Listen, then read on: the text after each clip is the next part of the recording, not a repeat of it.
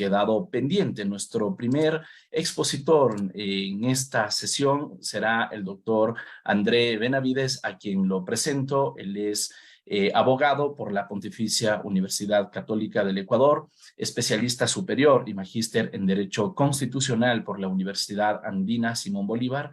Además, es especialista en consultoría política y gestión de gobierno por la Universidad Camilo José Cela de Madrid y profesor de Derecho Constitucional en la Universidad Internacional del Ecuador, además de laborar como abogado litigante en su firma jurídica. Estimado doctor, el tema que abordará es el dictamen y efectos constitucionales para la disolución de la Asamblea Nacional, también conocido en otros términos como muerte cruzada. Estimado doctor Benavides, muy buenas tardes, bienvenido. Tiene la palabra. Buenos días, buenas tardes, estimado Damián. Un cordial saludo para todos. Un saludo especial para mi querido amigo Jorge Benavides, que también estará compartiendo este espacio para hablarnos de un tema bastante interesante, como es el control de constitucionalidad. En ese sentido, la invitación que se me ha hecho en este espacio es justamente hablar sobre el control de constitucionalidad en el marco de lo que viene a ser la disolución de la Asamblea Nacional, ¿sí? Para ese sentido, dividiremos esta ponencia en tres momentos. El primero, indicar cuáles son los procedimientos de control político que tenemos en la Asamblea Nacional del Ecuador. Segundo, revisaremos cuál es la diferencia entre un proceso de destitución y un proceso de enjuiciamiento político en contra del presidente de la República. Y finalmente veremos lo que viene a ser la disolución de la Asamblea Nacional por parte del presidente de la República a través de decreto ejecutivo. Y lo primero que tenemos que tomar en cuenta es que Ecuador es un régimen político presidencialista. Y cuando uno escucha de la muerte cruzada en un régimen presidencialista, uno dice, pero estás adoptando una figura parlamentaria en un régimen presidencial. Entonces uno dice, existe ahí una contradicción. Pero en Ecuador, así como en otros países latinoamericanos, las coincidencias y las casualidades no son gratis, sino que esto se lo hizo de manera deliberada. Y cuando se redacta la Constitución del 2008, evidentemente el presidente Correa, que en su momento era el primer mandatario en nuestro país, vio una posibilidad de tener el sartén por el mango en el caso que pase algo que podría en su momento generar algún tipo de dificultad en su gestión. Y en el caso ecuatoriano vamos ya a adentrarnos cómo está regulado estos temas de control político, ¿sí? Cuando uno revisa la Constitución de la República, ve que existe dos procedimientos de control político. Por un lado tenemos el enjuiciamiento político, que es en contra del presidente de la República, vicepresidente, pero también contra aquellas autoridades que están previstas en el artículo 131 de la Constitución, que son ministros de Estado, superintendentes, Contralor General del Estado, Fiscal General de la Nación, etcétera, etcétera. ¿Sí? Pero el procedimiento de enjuiciamiento político en contra del primer mandatario y segundo mandatario tiene un trámite diferente al que es para de las otras autoridades que ya mencionamos. Y en lo que tiene que ver con el presidente de la República, nosotros tenemos en nuestro país, en el artículo 129 de la Constitución, tenemos detallados cuáles son las causales para enjuiciar políticamente a un presidente de la República, a un vicepresidente. Y son justamente que hayan cometido delitos. ¿Qué delitos? Son tres categorías de delitos. Los primeros, delitos en contra de la seguridad del Estado. Ya, esa es la primera categoría con la cual tú puedes seguir un juicio político al presidente de la República. El segundo tiene que ver con delitos en contra de la administración pública. Llámese cohecho, peculado, concusión, enriquecimiento ilícito, etc. Y la tercera categoría que tenemos vienen a ser delitos o crímenes de lesa humanidad, genocidio, tortura, desaparición forzada, etc. Entonces, si tú quieres seguir juicio político al presidente de la República, lo debes hacer a través de estas causales.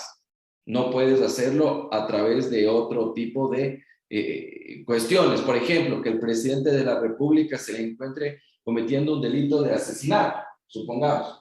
Tú no puedes destituir al presidente de la República por esa causal, porque evidentemente no se configuraría en alguna de aquellas que están tipificadas en este artículo 129, o que el presidente de la República haya cometido un delito de abigeato.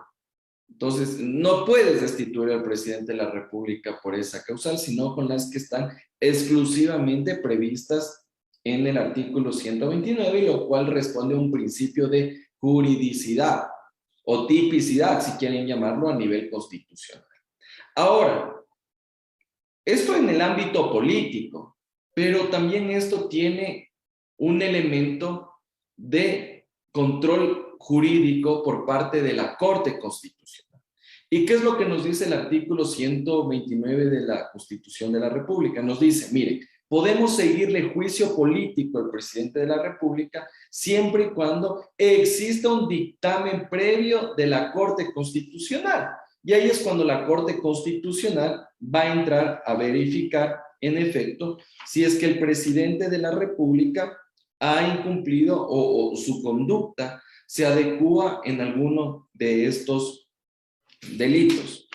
Ahora, el trámite en la Corte Constitucional respecto de este tipo de procedimientos es bastante, llamémoslo así, expedito, porque al momento que llegue esta solicitud por la Asamblea Nacional, se debe dar el trámite correspondiente, que significa en la designación de un juez ponente que preparará un proyecto de dictamen y que verificará si es que en efecto se cumplen con estos requisitos para enjuiciar políticamente al presidente de la República. En ese sentido, en la Ley de Garantías Jurisdiccionales de nuestro país, se establece en su artículo 148 de la Constitución que se nombra de manera inmediata al juez ponente y en 3 días ya tiene que tener un proyecto de resolución, un proyecto de dictamen, que debe al menos contemplar 3 requisitos en este control. El primero es que el trámite que se haya dado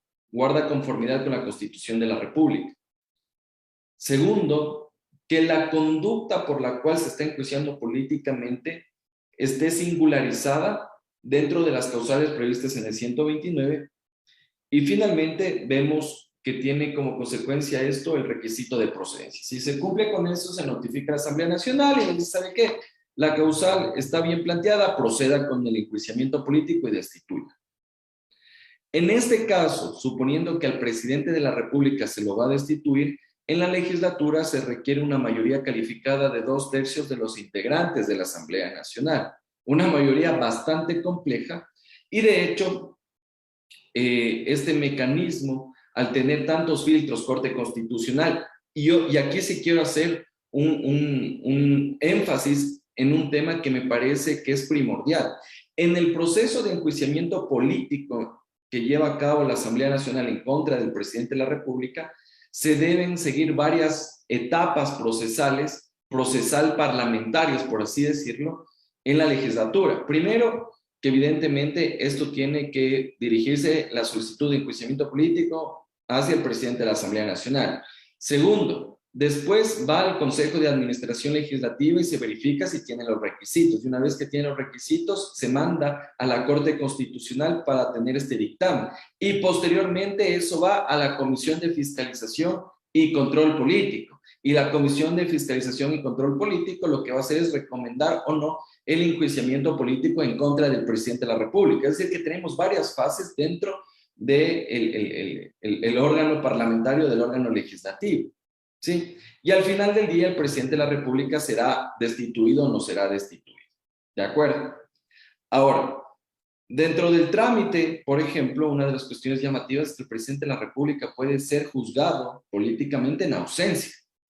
Yo no diría, bueno, ese no es un derecho a la defensa, al debido proceso, el poder presentar sus argumentos de descargo.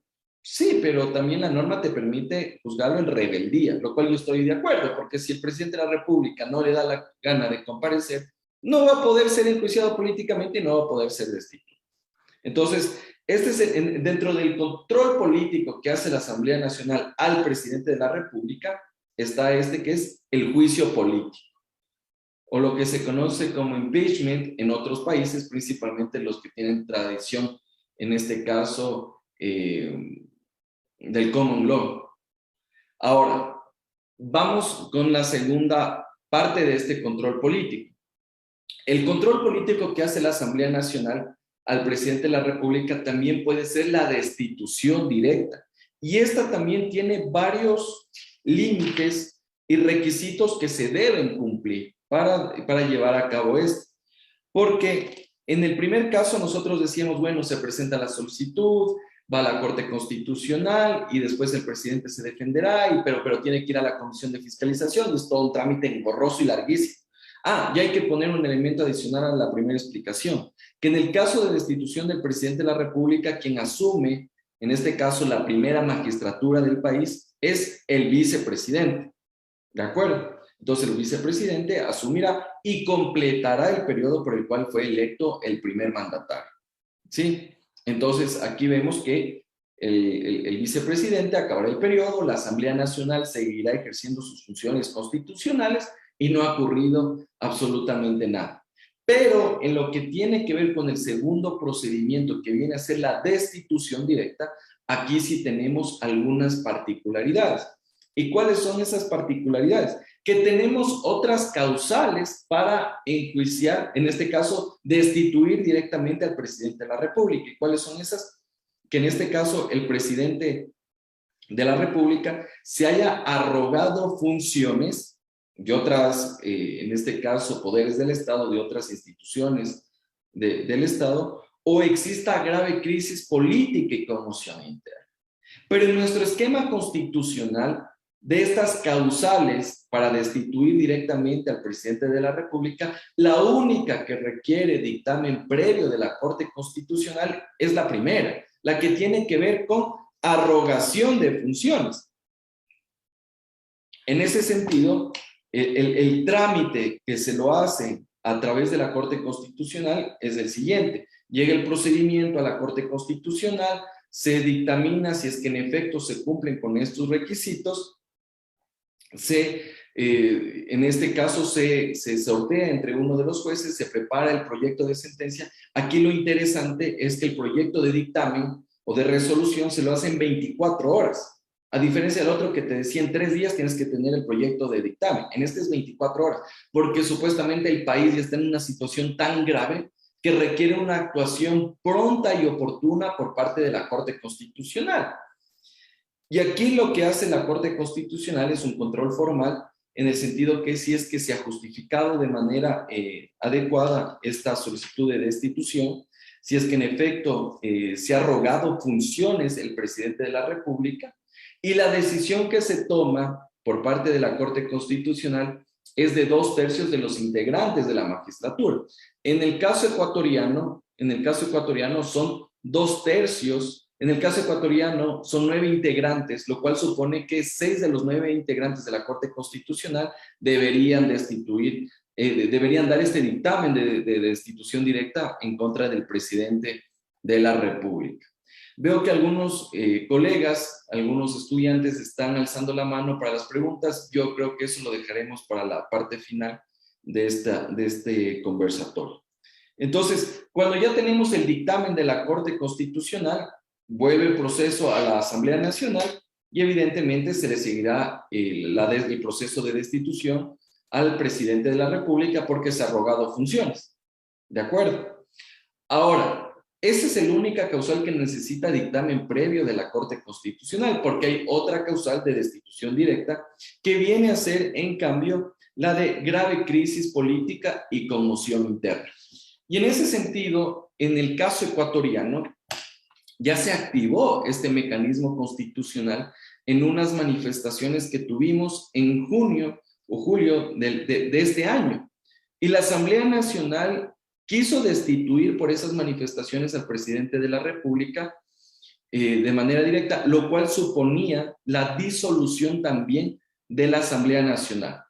En el primer caso que nosotros advertíamos del procedimiento de juicio político, vicepresidente asume, asamblea sigue funcionando. En el segundo caso, que viene a ser destitución directa, o como algunos la denominan, muerte cruzada, no es solo que te tumbas al presidente de la República, sino que también la Asamblea Nacional se va a disolver, pero posteriormente a efectos de que se lleven elecciones anticipadas, tanto de presidente de la República como asambleístas. Y cuando ocurrió esto en la Asamblea Nacional en junio y julio de este año, fue por la causal de grave crisis política y conmoción interna.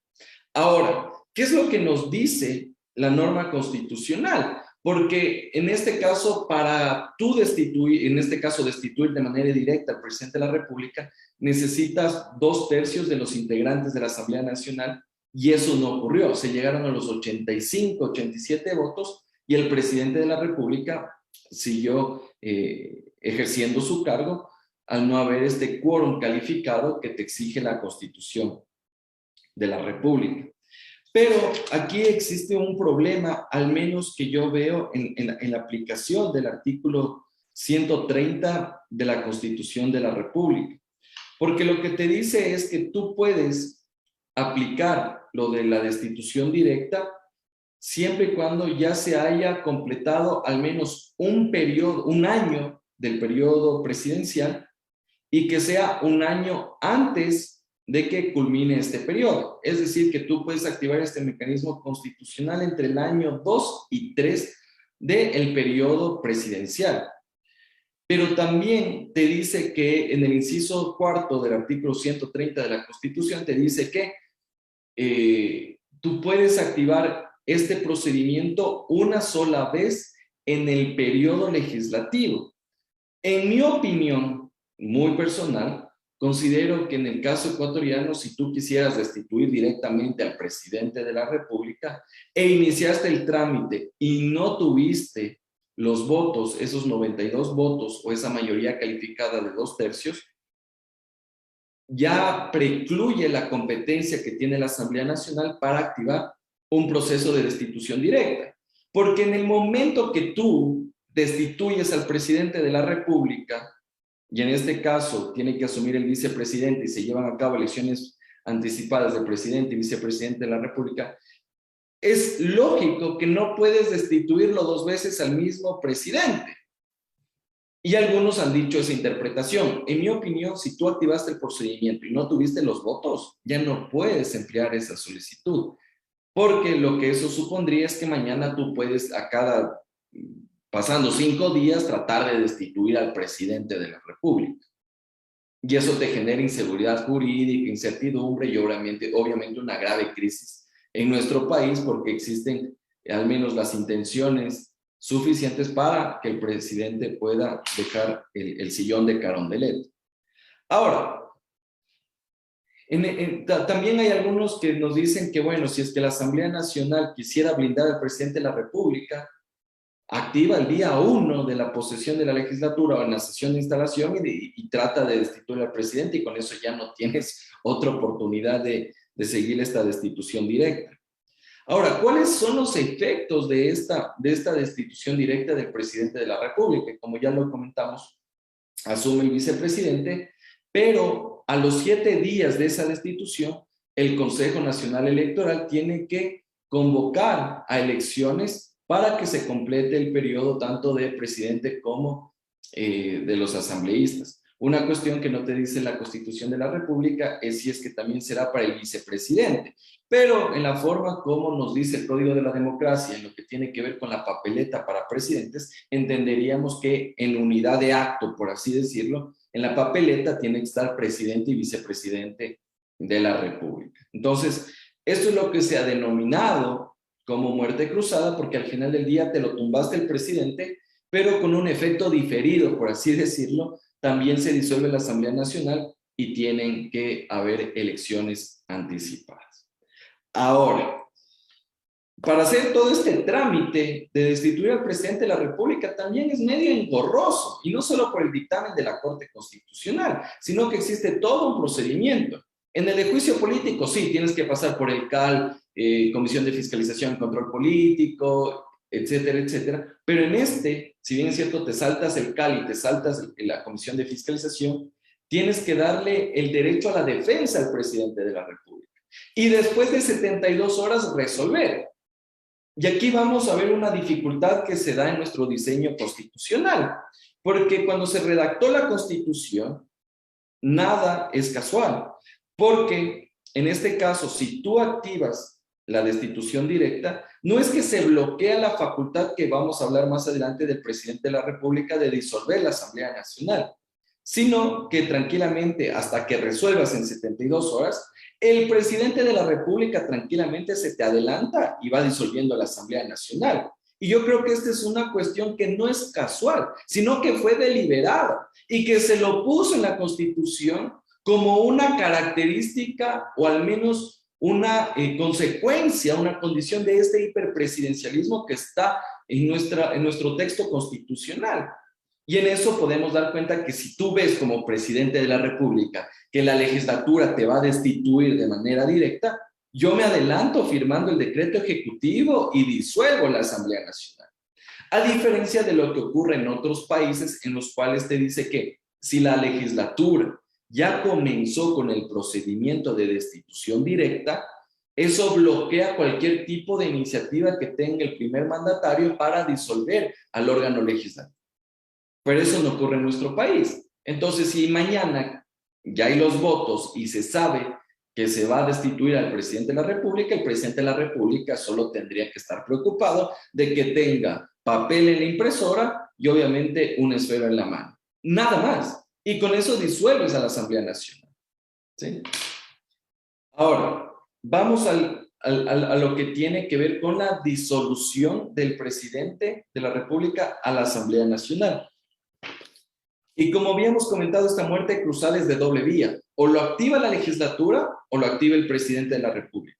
Y ahora vamos a ver cuál es el procedimiento, el trámite de disolución por parte del presidente de la República a la Asamblea Nacional.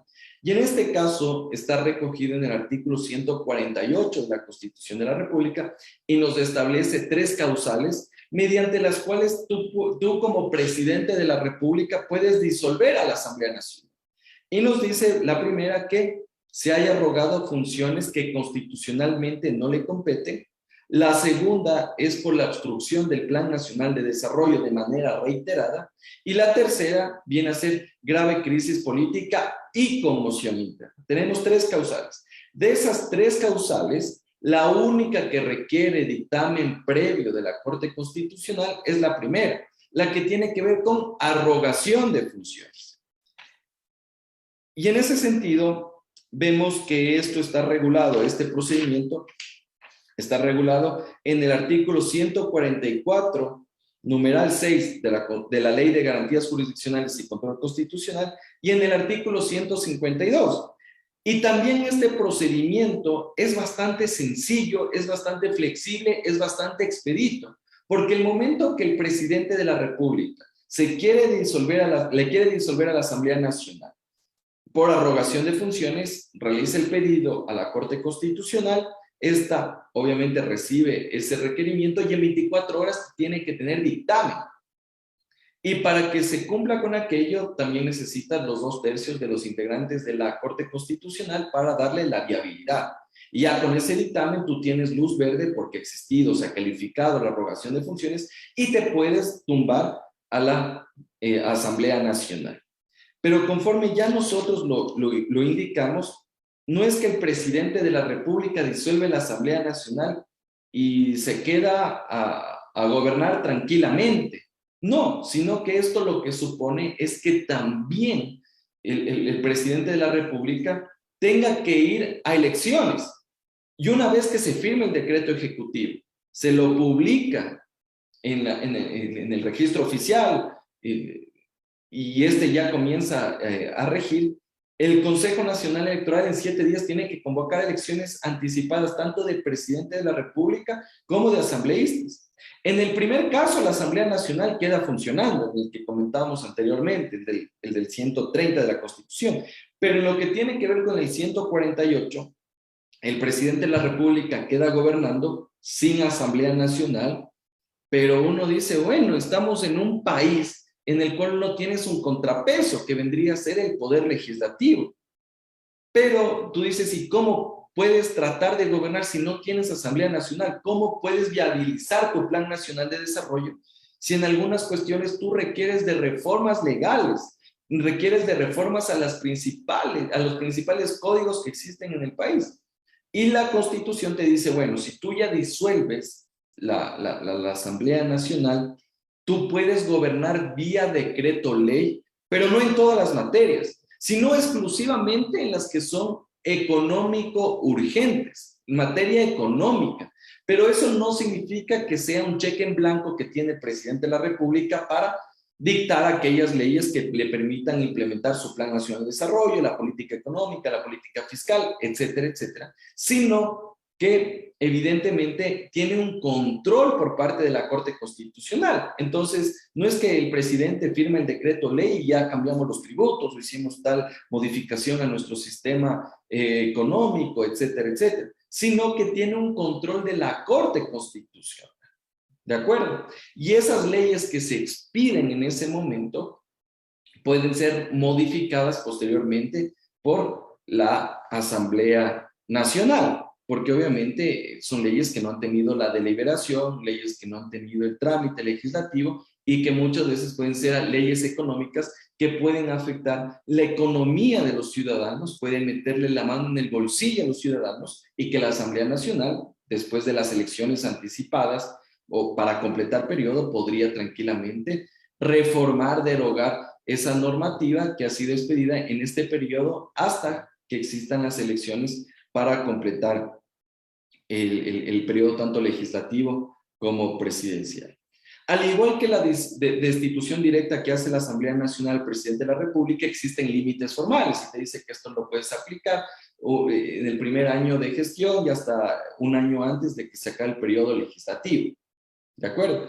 Pero en este no te dice, ese trámite solo puedes activarlo una sola vez. No, porque el presidente de la República no requiere de deliberación, no requiere de alguna aprobación por parte de otra instancia más allá del dictamen favorable de la Corte Constitucional en lo que tiene que ver por arrogación de funciones. En definitiva, la Corte Constitucional tiene que hacer este control previo y, como ya lo habíamos manifestado, es un trámite expedito, es un trámite rápido debido a las condiciones políticas, sociales que vive nuestro país. Y claramente con ese fallo, el presidente de la República tiene luz verde porque dice la Asamblea Nacional se arrogó funciones y la mandas a la casa. Pero como vemos, esta figura evidentemente ratifica lo que es esta muerte cruzada, ya que puede activar el presidente, Asamblea Nacional, y a la final terminan haciéndose daño, porque en cualquiera de los dos mecanismos existirán elecciones anticipadas de ambas dignidades. Ahora, muchos se preguntan y dicen, oye, ¿qué pasa si disuelvo la Asamblea Nacional? El que lo destituí o el que, más bien no sería una destitución, sería una remoción, una cesación del cargo, ¿puede participar en las siguientes elecciones? Y la respuesta es sí. Puede participar en las siguientes elecciones, llamémoslas elecciones para completar periodo. No hay ningún inconveniente. Es decir, que si tú eres asambleísta, te posicionaron el 14 de mayo del 2021 y te disolvieron la Asamblea Nacional, para las elecciones para completar el periodo podrías tranquilamente participar. Y lo que ha dicho la Corte Constitucional es que aquellos que recién van a terciar en elecciones y van a completar el periodo, no se puede reputar ese periodo para completar como un periodo entero de cara a una reelección.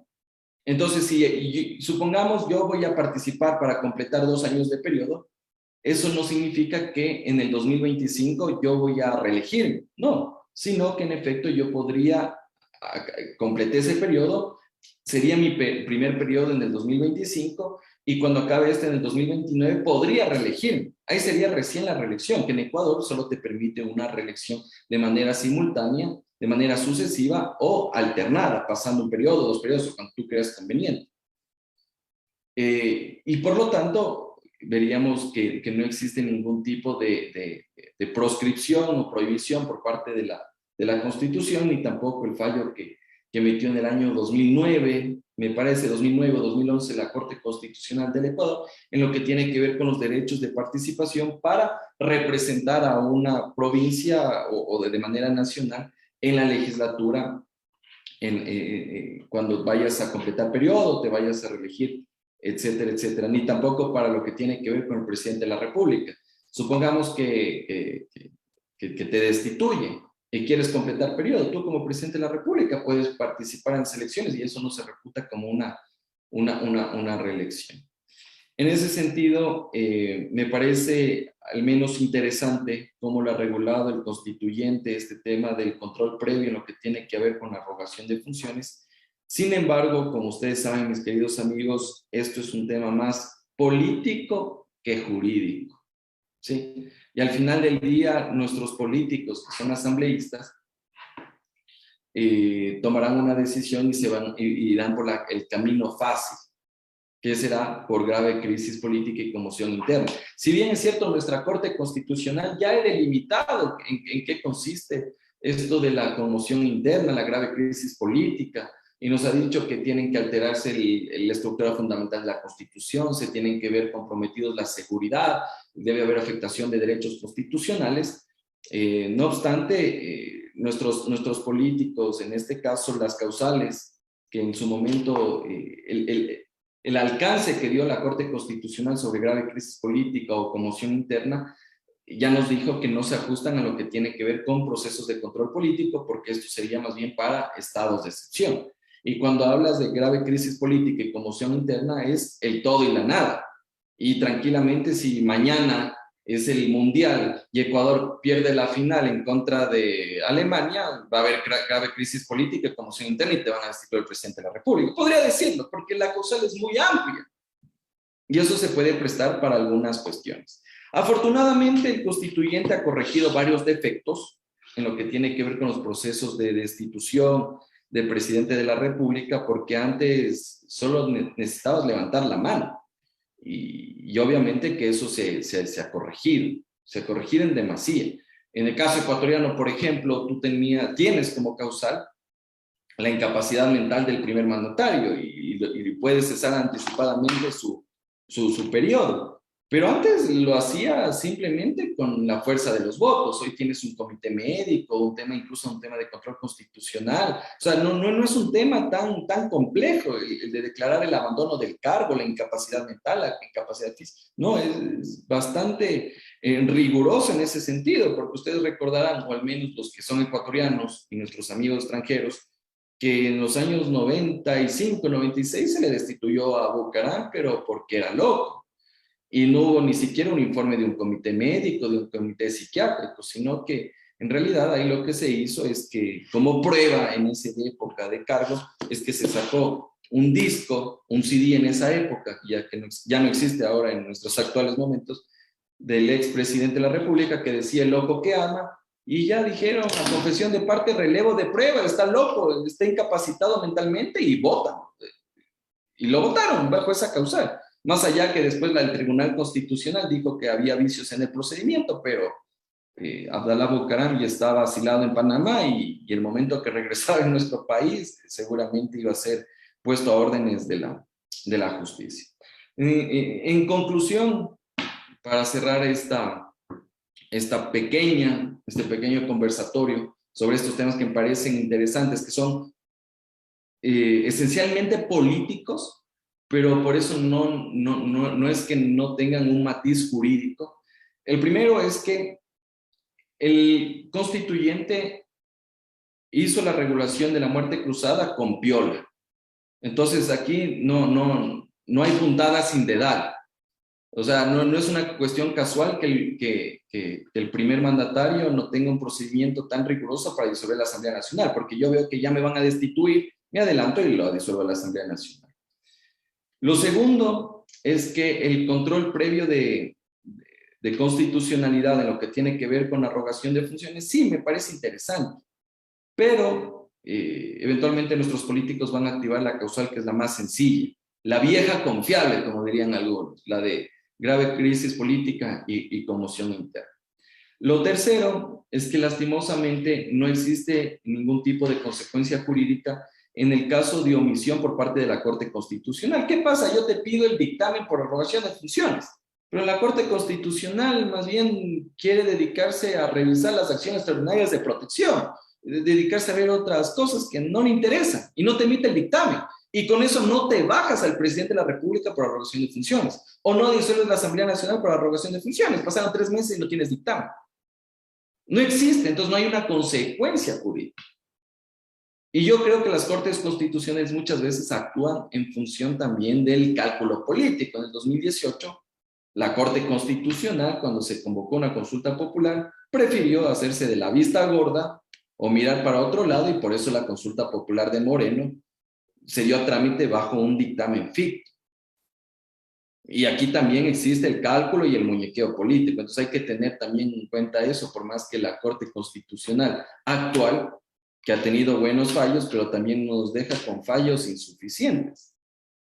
Si bien es cierto, hay quienes aplauden todos los fallos de la Corte Constitucional, sí, yo también aplaudí algunos fallos, pero también cuestiono algunos fallos, como que la Corte Constitucional te dice que el ISPO y el ISFA tienen iniciativa normativa para presentar proyectos de ley. Que la Corte Constitucional me indique en el artículo 134 dónde está la competencia normativa o la atribución o iniciativa normativa para presentar proyectos de ley, el ISFA y el ISPO. Pero dicen nuestra Corte Constitucional de lujo. Mañana, bajo el mismo pretexto, dale competencia para presentar proyectos de ley a la Federación de Transporte Pesado del Ecuador o el Colegio de Abogados de Pichincha. Es la lógica de nuestra Corte Constitucional, pero yo también la cuestiono. Y lo que pasó recientemente, para los que vivimos aquí en Ecuador, la acción extraordinaria de protección, lo que tiene que ver con la presidencia del Consejo de la Judicatura, que eso es hasta contradictoria. O sea, aquí vivimos el multiverso de la justicia constitucional. En un mismo fallo veo tres contradicciones. Te declaro la violación al derecho, pero no te restituyen el cargo, pero sí existe una afectación, te doy 5,000 latas de indemnización, pero hay una situación consolidada del que te violentó el derecho y tiene que estarse sentado en el cargo. O sea, es una cuestión bastante llamativa que más allá del aspecto jurídico, yo creo que es un mensaje político que dio la Corte Constitucional. Y un jalón de orejas, porque se filtró un fallo. Y yo creo que eso lo que ocasiona es que esa sentencia es la que va a salir, la que se filtró. Pero aquí fue un llamado de atención. ¿Filtras fallos? Yo te saco la sentencia de otra forma. Y no me vengas a molestar si aquí quieres ver la forma como te ayudamos desde adentro. Y eso es lo que ocurrió. Eso, mis queridos amigos, les agradezco por esta invitación. Un gusto hablar de estos temas tan álgidos como es el tema de la disolución, los procedimientos políticos en la Asamblea Nacional. Y esperemos que en los próximos meses no estemos debatiendo de este tema, no por efectos académicos, sino por efectos coyunturales políticos, porque mañana se la van a bajar a la Asamblea Nacional o van a destituir al presidente de la República. Lastimosamente, el presidente de la República tiene más o menos 23% de aceptación, la Asamblea 17%. Lo que quiere decir es que entre 8 y 9 de cada 10 ecuatorianos no creen las dos instituciones. Y yo creo que existen las condiciones para cualquiera de los dos mecanismos se activen en contra de la Asamblea Nacional o el presidente de la República. Hasta ahí, agradezco por la invitación y estoy presto a responder cualquier inquietud o pregunta que tengan los que están aquí presentes. Muy bien, estimado André, muchísimas gracias por esta conferencia. Consultarle, por aquí estaba la doctora Emelda Valdés, había levantado su mano, tenía una pregunta, no sé si es que desea formularla. Entre tanto, aprovecho para compartirle una inquietud que surge por acá de Alex Amado, quien nos escribe a través de redes sociales, que dice: destituido el presidente por juicio político y de no contar con vicepresidente, se convoca a elecciones generales por un nuevo periodo presidencial y legislativo. ¿Hay muerte cruzada? Y dos, ¿se ha regulado el dictamen ficto de los procedimientos políticos? Esa pregunta me parece interesante y de hecho creo que es algo que podría ocurrir en el Ecuador. ¿Qué pasa si es que la Asamblea Nacional de manera simultánea y concurrente le destituye al presidente de la República y le destituye al vicepresidente? Y solo se queda con la Asamblea Nacional. ¿Quién asume el cargo? De lo que te dice la Constitución en el caso que existe ausencia concurrente y definitiva de presidente y vicepresidente de la República, quien debe ocupar el cargo es el presidente de la Asamblea Nacional. Entonces se quedaría momentáneamente el presidente de la Asamblea Nacional en Carondelet, ocupando el cargo de presidente, y obviamente hasta que se lleven a cabo las elecciones anticipadas, tanto legislativas como presidenciales. Y lo segundo, no se ha regulado en nuestra Constitución, ni tampoco se ha regulado en la Ley de Garantías Jurisdiccionales, cuál sería el efecto jurídico de la omisión por parte de la Corte Constitucional, porque yo te pido el dictamen para que me califiques la rogación de funciones y no lo hago. ¿Qué pasa? Entonces, obviamente que no pueden proseguir estos procesos, ya sea en un caso de control político o el otro de disolución por parte del presidente de la República hacia la Asamblea Nacional. Y creo que eso debería corregir la Asamblea Nacional, pero no lo va a hacer, no le conviene, porque ellos más bien dirían si es que es así de sencillo, porque te van a decir lo siguiente: a ver, si en 3 días la Corte Constitucional o en 24 horas no te contesta la Corte Constitucional, tú tienes 2 opciones. O te quedas sentado esperando, o vas a decir que ha operado por el Ministerio de la Ley. Y mejor si no existe regulación. Entonces las 2 interpretaciones las van a utilizar. Sí, eso es lo que va a ocurrir.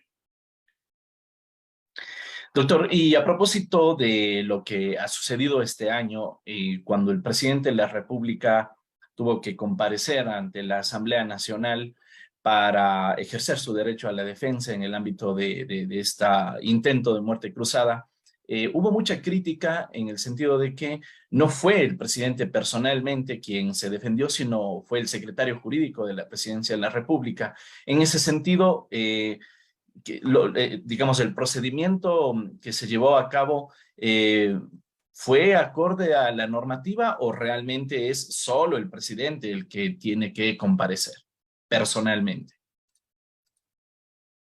Excelente pregunta, Damián. Y aquí hay varios comentarios. El primero es que la Constitución ni la Ley Orgánica de la Función Legislativa te determina que debe ser una comparecencia personal. No te lo dice. Si fuera así, ahí habría un incumplimiento, pero tú también tienes ahí una consecuencia. ¿Qué pasa si es que no comparece el presidente de la República? Obviamente podría ser juzgado en rebeldía, al menos en lo que tiene que ver con juicios políticos. En los procesos de destitución no te dice nada de eso. Ahora, que puede comparecer el presidente de la República a través de su abogado, un procurador judicial, yo creo que es totalmente viable, porque más allá de que sea el presidente de la República, es un ciudadano más que se le debe garantizar el derecho al debido proceso y el derecho a la defensa. Entonces yo estoy totalmente de acuerdo. Y tercero, ya viéndole desde un aspecto ya incluso para hacer un tema de negocio, clientela, yo digo, si un ministro de Estado, un presidente de la República, un superintendente, un fiscal puede comparecer a través de su procurador judicial, a través de su abogado, me parece excelente, porque ahí se abre un nuevo campo, un nicho de mercado para los abogados que nos dedicamos en este ámbito. Y de hecho yo comparecí en la defensa de destitución en el cargo de vicepresidenta de una asambleísta, de la segunda vicepresidenta de la Asamblea Nacional, Yesenia Guamaní. Y yo creé el procedimiento de litigio en el ámbito parlamentario, cuestión que no se había hecho. Porque aquí piensan que solo es cuestión de comparecer y presentar 3 pruebas, 3 papeles, cuando la propia ley de la función legislativa te dice que para ejercer el derecho a la defensa tienes que practicar prueba, y tú tienes 3 tipos de prueba, tienes documental, material y testimonial. Y cuando la asambleísta denunciante practicó prueba, ya en términos jurídicos como acá, es decir, no se leyó la parte correspondiente, la parte necesaria de esos documentos y practicabas prueba de la manera adecuada. Solo fue un discurso leído que te dijo, sí, cumplió funciones, por eso y debe ser destituido. Sí, pero la propia ley te exige practicar prueba. Y al menos yo pienso que se debe garantizar el debido proceso. Yo ya escuchaba a algunos que decían, Benavides está equivocado, una cosa es el juzgado y otra cosa es la Asamblea Nacional. Entonces, ¿para qué me reformas la ley de la función legislativa y me dices que practique prueba testimonial, documental? Y obviamente, y aquí ya vamos cerrando esta pregunta, yo creo que es una buena posibilidad para que exista este litigio en los juicios políticos, en los procesos de destitución, en los procesos de fiscalización, y creo que se abre la oportunidad para nosotros de generar un mercado interesante de esto. De hecho, si ustedes revisan mi página web, yo creo que soy uno de los pocos estudios jurídicos que ofrece defensa y patrocinio en procesos de juicios políticos en la Asamblea Nacional y procesos de remoción en GATS. Y creo que es importante que se ejerza la defensa de manera adecuada, de manera técnica, y no como están acostumbrados nuestros políticos. Excelente, sí, y a tono con esto, pues el artículo 76 de la Constitución también señala que los principios básicos del debido proceso se tienen que aplicar en todo proceso y desde luego eso incluiría también los procesos políticos. Una última cuestión, tenemos por aquí también una pregunta y es que el presidente de la República puede ejercer esta potestad en cualquier momento o también como la Asamblea Nacional después del primer año de gobierno. El presidente de la República puede ejercerla en el primer año de gobierno, el primer año del periodo legislativo. Porque si no, imagínate, yo al primer día ya la disuelvo la Asamblea Nacional, qué chiste. Excelente, excelente. Muy bien. Bueno, muchísimas gracias por las aclaraciones y desde luego muchísimas gracias por esta ponencia. Sabemos que dada la situación que atraviesa nuestro país y que todavía falta mucho tiempo para terminar este periodo de gobierno, seguramente será una conferencia sumamente revisada, consultada y nos alegra poder ofrecer también este espacio de conocimiento a la ciudadanía en general. Así que, estimado doctor, muchísimas gracias. Le devuelvo la palabra para que pudiera despedirse de esta audiencia. Bueno, agradecerte, estimado Damián, por la invitación.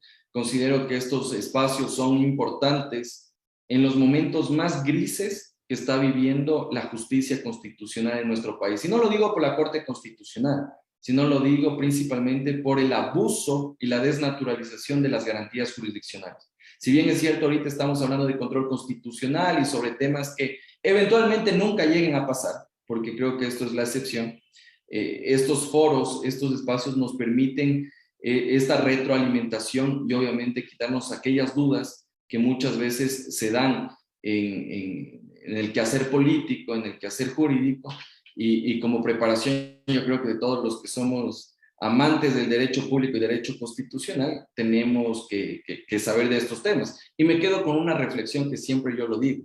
Ecuador es un laboratorio para aprender derecho constitucional.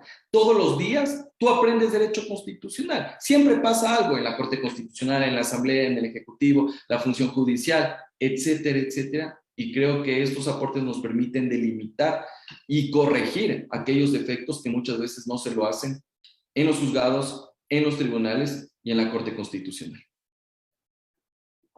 Muy bien, fue el doctor André Benavides quien nos acompañaba en esta primera conferencia. Muchísimas gracias, estimado doctor. Y con todos ustedes,